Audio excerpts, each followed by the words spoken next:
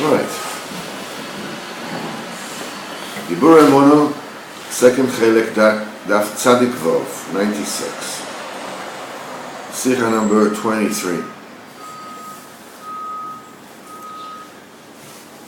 It is says in Chayei Moharan, once we heard from his Heilige Sichas that he says with his holy mouth that the greatest that the biggest avodah in Avodas Hashem, is easier than doing business. Whatever it is that people do in order to do business.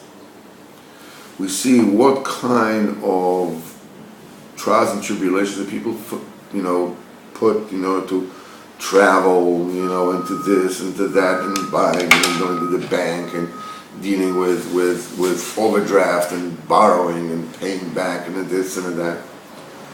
He says, immediately, once the Shabbos, you have to look, and there's a kind of wagon, and there's this, and there's a scheuer, put this, and he has to go all night, not sleep, breaking his body, to sitting, whatever. He has to stand on his legs, on his feet all day.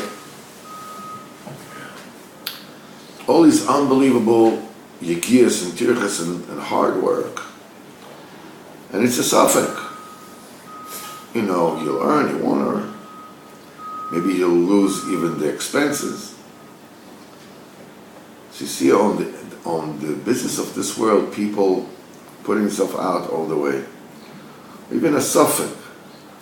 And the greatest avodah of all avodas, which is davening, which is prayer, the minute people stand to pray, the daven, finish, bada bing, bada boom. In Sefer Amidas Rabbeinu says, you have to make it easier for sinners to do tshuva. In other words, not to be too heavy. Not to be too heavy. In Shivcha Baal Shem Tov, it is brought a story that Baal Shem Tov has scolded a Mechel from Zlotshov that he gave to somebody who stumbled on an Aveira B'Shoigeg, a very difficult tikkun that the person could not withstand. And that's the story in Shivcha Baal Shem Tov.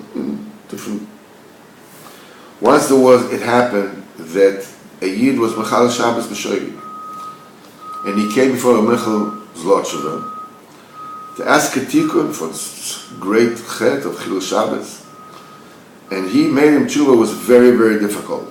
Like it says in the Rokeach and all that, to make a lot of tanesim and Gilgul Sheleg and sitting in cold water in the rain, during the rain days, in sitting in ice, a certain period of time. And when he started doing it, he understood that there was no way that he could finish it. He couldn't do it. One day the Baal Shem Tov came to a nearby town. That person came to Shabbos by him, so the Baal Shem Tov should give him some kind of tikkun which is easier for him to take, because he can't take it. The Baal Shem Tov said, take 1 pound of candles, 1 pound of candles, and light it up in shul. That's your tikkun. That's it. That person stood, he was stunned. What good will this do to you? Shabbos. So the Baal Shem Tov asked him, why are you so stunned? So the person told him everything. The Mechel gave him this unbelievable, severe, tikkun he couldn't stand.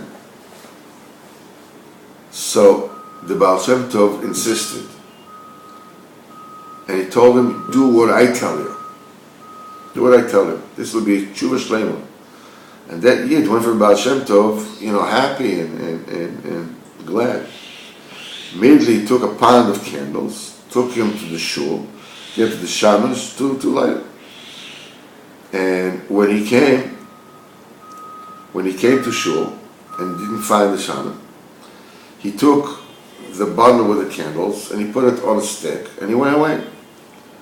Suddenly came a dog and ate the candles. Those days were made of fat. And he ate the candles. That broke him even more. He immediately went to the Baal Shem Tov and told him, it's the dog, they ate it, the dog ate it. The Baal Shem Tov says, again, go ahead, take a pound of candles, bring it to shul. This time the dog was not going to eat them. And the Baal Shem Tov also told him, tell my student Ramechel to come to me, to next Shabbos. Person did it.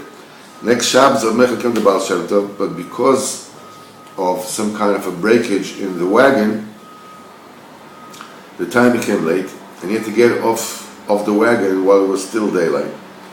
And he came, he came to Baal Shem Tov while the Baal Shem Tov was already making Kiddush. When Baal Shem Tov saw him and gave him, Shalom Aleichem, it says, Ni mechala. From now on, you'll know how to give a severe tikkun to someone to Chal Hashem b'shogeg. Somebody that they've never tasted sin like you, how on earth would you ever know the pain and heartbreak of a yid chas v'shalom faltered in avera? How can you give him such tikkunim? You should know that in the heartbreak that person had from his Chil Shabbos, was that sin was already eradicated. And then the Baal Shem Tov did Kiddush. It says that the Shifra Baal Shem Tov finishes was that you should know that the main tshuva is the heartbreak and the regret and the charata, not the sigufim, not the self-emulation. That's not the ikar tshuva.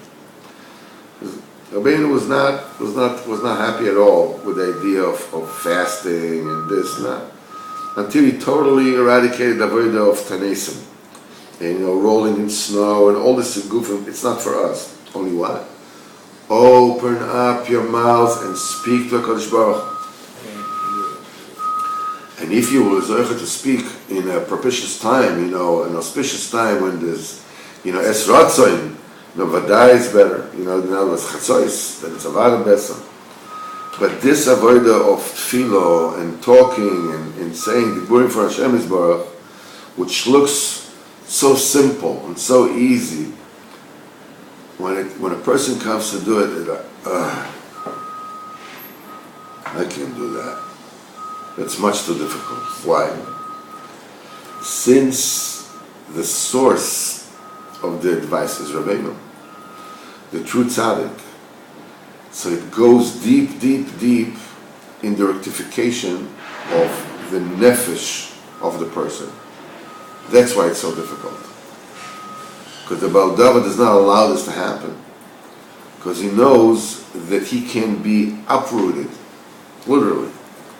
That's why it requires so much effort, so much steadfastness, so much resoluteness, and so much hard work. Sometimes it requires a friend to give you over the head and says, you gotta come tomorrow to learn. That doesn't say anything there. Well, almost. Not gone. It's a tax. Seriously.